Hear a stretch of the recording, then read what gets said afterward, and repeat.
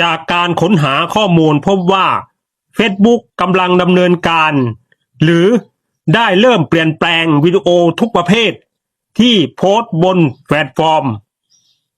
ถูกแชร์เป็นเรียวโดยอัตโนมัติมีรายงานว่า Facebook เตรียมยกเลิกการโพสต์วิดีโอแบบเดิมและจะเปลี่ยนวิดีโอทุกคลิปที่โพสต์ให้เป็นเรียวโดยปกอัตโนมัติไม่ว่าจะเป็นวิดีโอแนวนอนแนวตั้งหรือมีแนวความยาวไหนแค่ไหนก็ตามเดิมเรียวกำจัดความยาวแต่มีรายงานว่าเรียวแบบใหม่จะไม่จำกัดความยาวแล้วการเปลี่ยนแปลงแบบนี้มีเป้าหมายเพื่อให้การสร้างวิดีโอทำได้อย่างง่ายขึ้นและรวมขั้นตอนการอัปโหลดและเครื่องมือต่างๆไว้ในที่เดียวกัน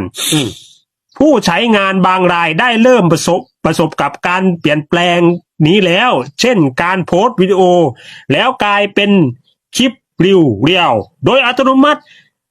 สรุปคือแนวโน้มและการเปลี่ยนแปลงที่กำลังเกิดขึ้นคือ Facebook ต้องการรวมวิดีโอทั้งหมดเข้าสู่รูปแบบเรียวเพื่อเนื่นวิดีโอสั้นและปรับปรุงประสบการณ์การรับชมโดยรวมบนแพลตฟอร์มคุณสามารถต้องตรวจสอบการตั้งค่าหรือการอัปเดตแอป Facebook ของคุณอีกครั้งเนื่องจากฟีเจอร์นี้อาจมีการทยอยเปิดใช้งานสำหรับผู้ใช้ทั่วโลกไม่พร้อมกันรวมเข้าด้วยกันวิดีโอไม่จำกัดเวลาเรียวแล้ววิดีโอยาวก็มาเป็นเรียวครับนี่ครับคือเป็นเครื่องแบบใหม่ครับ